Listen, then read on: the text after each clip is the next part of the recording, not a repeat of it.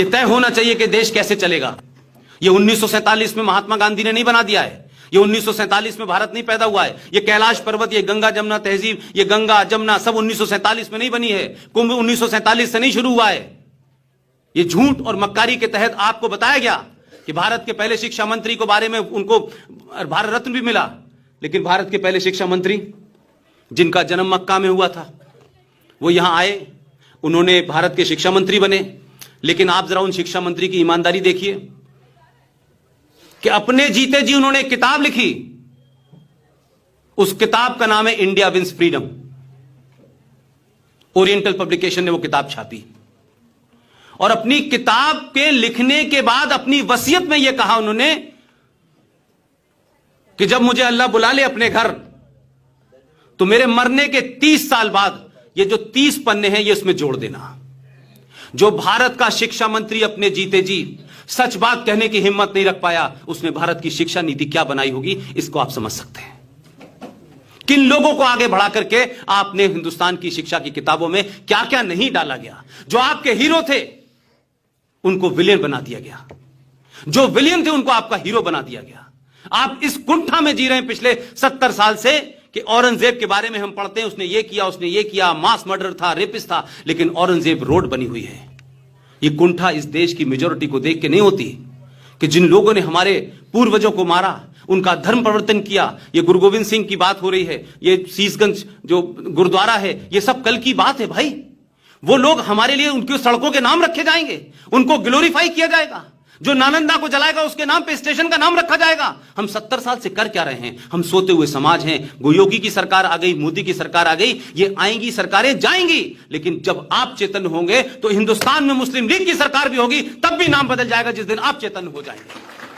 आप सरकारों का इंतजार मत कीजिए, सरकार अपना काम करेगी, आप अपना काम तो करिए।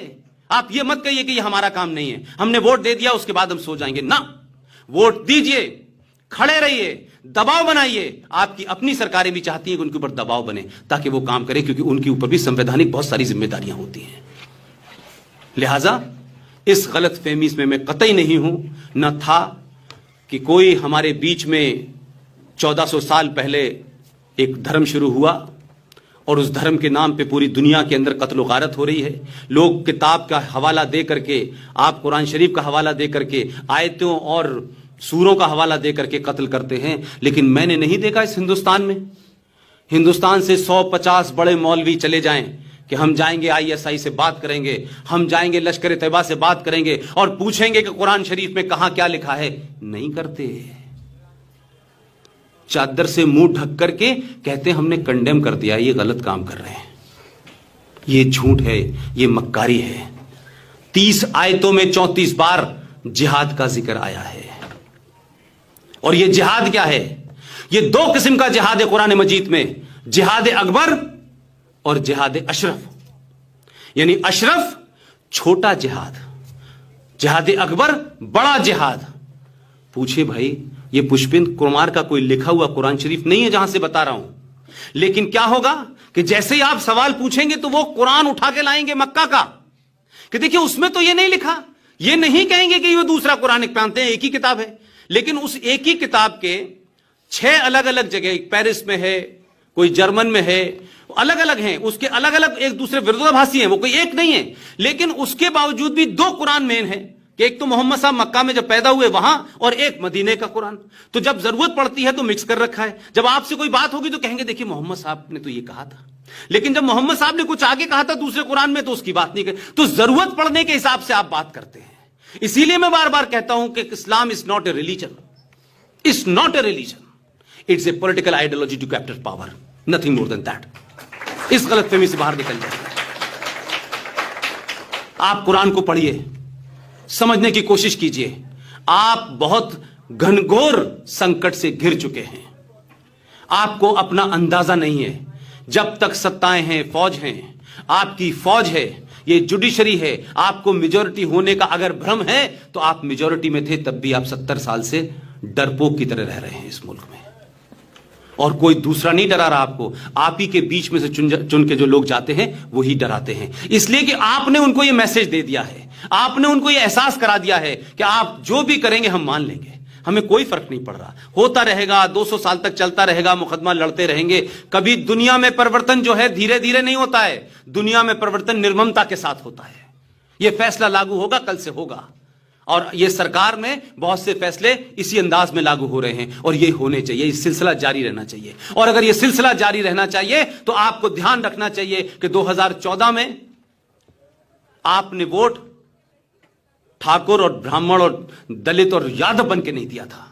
आपने इस देश की मॉडर्न सत्ता को यह बताया कि इस देश में पिछले 70 साल से जितने भी चुनाव हुए, अल्पसंख्यक, किसी का कॉम्बिनेशन है माई, किसी का कॉम्बिनेशन है अजगर, ये सबने अपने अपने कॉम्बिनेशन बना रखे हैं, लेकिन हर कॉम्बिनेशन में एक एम कॉमन है, सब में एक एम कॉमन है। आपने 2014 में कहा कि अब कॉमन सिर्फ एच रहेगा, इसलिए आपने सत्ता पे उन लोगों को बिठाया और लोगों को पता चला कि अगर 1% लोग भी मुत्तहिद हो जाएं, यूनाइट हो जाएं और ये तय कर लें कि सत्ता पे हमारी सोच के लोग बैठेंगे, तो फिर आपको कोई नहीं रोक सकता। अगली भी आपकी होगी और अगले 1000 साल तक भी आपकी होगी। लिहाजा कश्मीर में आर्टिकल 35A बकौल RSN सिंह साहब के, कश्मीर भारत का सर है, माथा है, और अगर माथे में या सर में कैंसर हो गया तो पूरा शरीर आपका समाप्त हो जाएगा। और ये कैंसर बहुत तेजी से आगे बढ़ रहा है, और जिस तरीके से इस देश में राष्ट्रवादी शक्तियां, वो राष्ट्रवाद अलग अलग तरीके से हो सकता है, राष्ट्रवाद को किसी कोडिफाई करके नहीं हो सकता है। राष्ट्रवाद, आप भी राष्ट्रवादी हैं, मैं भी राष्ट्रवादी हूं, बहुत सारे और भी राष्ट्रवादी होंगे, लेकिन एक लाइन ये तय हो जाए इस देश के अंदर कि लोग सत्ताओं का विरोध करें, इश्यूज का विरोध करें, इस देश में किसी पॉलिसी का विरोध करें, लेकिन सत्ताओं का विरोध करते करते इस देश का जो विरोध करेगा वही गद्दार है। ये आपकी खामोशी नहीं, ये आपकी 4 साल 5 साल की मेहनत है कि अब से 1 महीने पहले मैंने इसी किस्म की स्पीच JNU में दी और वहां वीर सावरकर की मूर्ति के अनावरण के लिए वहां के वाइस चांसलर ने कहा कि हम उस मूर्ति को लगाएंगे, और हमने पहला नाटक वीर सावरकर का JNU में किया। साइलेंट चुप्पी थी क्योंकि पूरी ताकत से हम गए थे। और आज आपकी यूनिवर्सिटी के अंदर इस किस्म के सेमिनार होना जो है, ये इस बात को दर्शाता है कि सत्ताएं अपनी जगह हैं, समाज का मिजाज बदल रहा है। मेरी सिर्फ इतनी कोशिश है, अपना मिजाज बदलिए, ये देश बदल जाएगा। लिहाजा जम्मू कश्मीर में क्या हो रहा है उसको नजरअंदाज मत करिए, एक मॉडल के रूप में लीजिए। जो गंगा जमुना तहजीब की बात करते हैं उनसे कहिए कि तुमने जम्मू कश्मीर में कौन सी गंगा जमुना तहजीब की बात की है?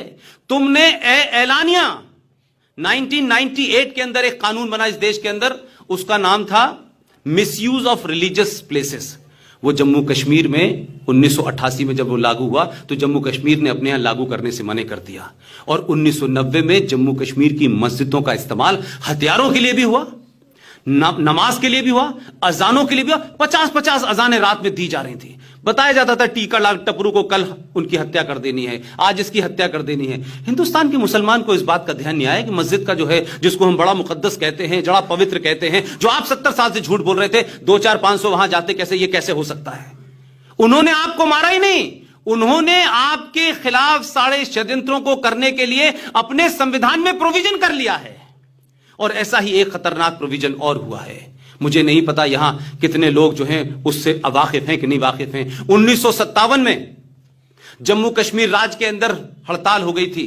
कुछ बातें मैं अपनी स्पीच में इसलिए रिपीट करता हूं ताकि आप लोग जब जाएं तो लोगों से पूछें, भाई 1957 में वहां जम्मू कश्मीर राज्य के अंदर सफाई कर्मचारियों की हड़ताल हो गई। ये सफाई कर्मचारियों की हड़ताल वैसे तो लगेगा बहुत मामूली सी बात है, लेकिन उसका इंपैक्ट बता रहा हूं। तो उस वक्त के जो प्राइम मिनिस्टर थे बख्शी गुलाम मोहम्मद साहब, बस 2 मिनट में खत्म करो। गुलाम मोहम्मद साहब, उन्होंने कहा कि भाई इसको कैसे साफ करें, महामारी फैल गई। तो पठानकोट से, अमृतसर से 200 वाल्मीकि लोगों को बुलाया गया कि आप आएं और यहां हमारी मदद करें, और उनसे वादा किया गया कि हम आपको नागरिकता भी देंगे और नौकरी भी देंगे, आप हमारे शहर को, आप हमारे राज्य को साफ कर दें। 1957 की हालत क्या होगी इस मुल्क की? मुल्क आजाद हुआ था, वो भी गरीब लोग थे, उनको नौकरी मिल गई, वो इसमें खुश थे, उन्होंने काम शुरू कर दिया। 2 महीने बाद वो राज्य साफ सुथरा हो गया, बात चलती रही, लोग रहते रहे। वो 200 लोग अब 2.5 लाख हैं, लेकिन बख्शी मोहम्मद गुलाम साहब ने, अल्लाह के मानने वालों ने, अल्लाह की बात करने वालों ने, सुबह से शाम निजाम मुस्तफ़ा की रट लगाने वालों ने उन 200 लोगों के साथ क्या गद्दारी की, ये अब जाकर के चंद साल पहले पता चला। आपने क्या किया कि आपने संविधान में, जम्मू कश्मीर के संविधान में 1957 में एक एग्जीक्यूटिव ऑर्डर पास किया। उस एग्जीक्यूटिव ऑर्डर में क्या लिखा कि जम्मू कश्मीर में ये जो 200 लोग आए थे, इनको हम नागरिकता नहीं दे सकते क्योंकि 1957 में आए थे और 1954 में हमने ताकत ले ली थी 35 के तहत। यहां तक भी ठीक है, लेकिन आपने, दुनिया में यह मिसाल नहीं मिलती। मैं इसलिए कहता हूं कि जितना गुस्सा मुझे इस पे आता है, उसमें जब मैं समाज में नहीं देखता तो मुझे लगता है शायद समझ नहीं पा रहे हैं आप लोग। पूरी दुनिया में बुरे से बुरे मुल्क का नाम ले लीजिए आप, उस मुल्क के संविधान में भी यह प्रोविजन नहीं करा गया। उसमें प्रोविजन यह किया गया कि ये 200 परिवार, 200 लोग जो आए थे, अब उनकी 2.5 लाख गिनती है, उनको नागरिकता नहीं दी जा सकती है। लेकिन जो एग्जीक्यूटिव ऑर्डर पास हुआ है वो ये है कि ये जम्मू कश्मीर राज्य में पढ़ाई करेंगे, ये इंजीनियरिंग की पढ़ाई करेंगे, ये एमबीबीएस की पढ़ाई करेंगे, ये डॉक्टर बनेंगे, एमबी बनेंगे, किसी की पढ़ाई करें, लेकिन जम्मू कश्मीर राज्य में नौकरी इनको भंगी की मिलेगी। ये सोच के कोई नहीं डरता है, मानव अधिकारों की बात कोई नहीं करता है। कहीं केरला के अंदर, कहीं हैदराबाद में किसी वेमुला की हत्या गलत और सही हो जाती है, यह राष्ट्र रोने लगता है। 2.5 लाख लोगों को संवैधानिक तौर पे कहा गया है कि तुम्हारे बच्चे, बच्चों के बच्चे, जो भी नस्लें पैदा होंगी जम्मू कश्मीर राज्य में, आप पढ़ लें, लिख लें, लेकिन नौकरी हम तुम्हें भंगी की देंगे। ये जय भीम और जय मीम वाले कहां मर जाते हैं, ये हिंदू मुस्लिम की बात करने वाले कहां मर जाते हैं, जो दलितों को साथ लेकर पाकिस्तान बनाने की बात कर रहे थे वो लोग कहां मर जाते हैं, उनका गलेवान पकड़िए। ये मायावती की चुप्पी क्यों है, ये प्रकाश अंबेडकर की चुप्पी क्यों है, ये नहीं हमारा समाज पूछता। लेकिन आप जेएनयू के अंदर आजादी के नारे लग रहे हैं, इंशाल्लाह इंशाल्लाह के नारे लग रहे हैं, तोड़ने वालों को पुरस्कार किया जा रहा है। एक नई पार्टी बनाई है जम्मू कश्मीर में, एक साहब अभी IAS से उतरे हैं, किस तरीके से वो आए और क्या किया उन्होंने, उस पार्टी में वो लोग शामिल हो गए हैं जो जम्मू कश्मीर में नारे लगा रहे थे इंशाल्लाह इंशाल्लाह भारत तेरे टुकड़े होंगे। जिस दिन ये समाज, जिस दिन आप जैसे लोग, आपकी आने वाली पीढ़ी, आपको ये बातें उनको कन्वे करनी है और इतना डर पैदा करना है किसी भी ऐसे इंसान को जिससे आपका कन्फ्रंटेशन नहीं है, आप किसी के साथ नाजायज और कोई ऐसी बात न करें, लेकिन किसी की नाजायज बात बर्दाश्त भी न करें। लिहाजा जिस दिन आप ये तय कर लेंगे, दिल्ली के अंदर, दिल्ली के अलग अलग कॉलेज के अंदर, सड़कों पे, चौराहों पे जब ये डिबेट आप करेंगे, तो आप ये मान के चलिए कि आप मैसेज दीजिए कि जो लोग जम्मू नहीं, जो लोग कश्मीर नहीं, जो हैदराबाद नहीं, जो सिकंदराबाद नहीं, जो जादवपुर नहीं, इस देश में जो भी ये नारे लगाएगा कि भारत तेरे टुकड़े होंगे इंशाल्लाह इंशाल्लाह, उनसे कहिए कि ये देश 2014 से बदलना शुरू हुआ है, अभी 19 पहुंचा है, और जो लोग टुकड़ों की बात करेंगे अब उसके उनके टुकड़े होंगे। बहुत बहुत शुक्रिया, थैंक यू वेरी मच।